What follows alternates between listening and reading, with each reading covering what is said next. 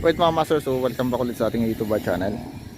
So today, ginawa ni Foreman. So yung ating bubong dito sa may part ng kwarto ng dalawa sa kabilang side. So ito yung ginawa niya kahapon.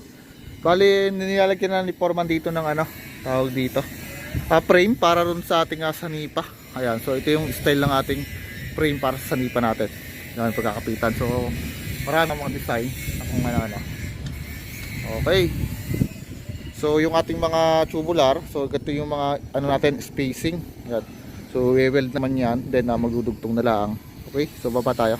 Dito naman sa baba mga master, ayan, so yung ating rito, septic tank. So binakala na natin para sa yung biga. Ayan. So na to, bali nililimas natin kanina kasi lalagyan pa siya ng uling. Uulingan pa natin ng 3 sako. Then lalagyan ng buhangin, tapos graba, saka ho natin siya bubusan ng slab. Okay. So dito naman ay ginawa natin is nilagyan na natin ng mga graba itong ating flooring. So tinamper na natin. So mga dasik na yan. Yan, okay na. So tinamper na ho natin yan. So by tomorrow gagawin natin dito magbabakal na tayo. So babakalan na natin. Then yung mga electrical natin pala mga master. So pinagtitiktikan ko na kung nasa dito yung ating mga convenience outlet. Ayan. So yung mga nakaposition mga SPO natin, then yung mga 3-way natin, yung mga control dito sa loob at saka sa labas natin.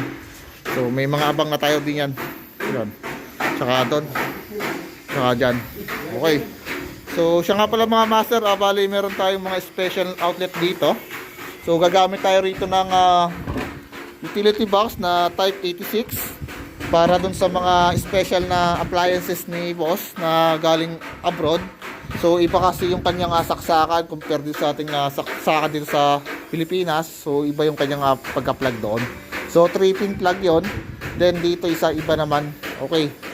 So kaya magagamit tayo rito ng ibang saksakan kalapit lang ng mga outlet dito.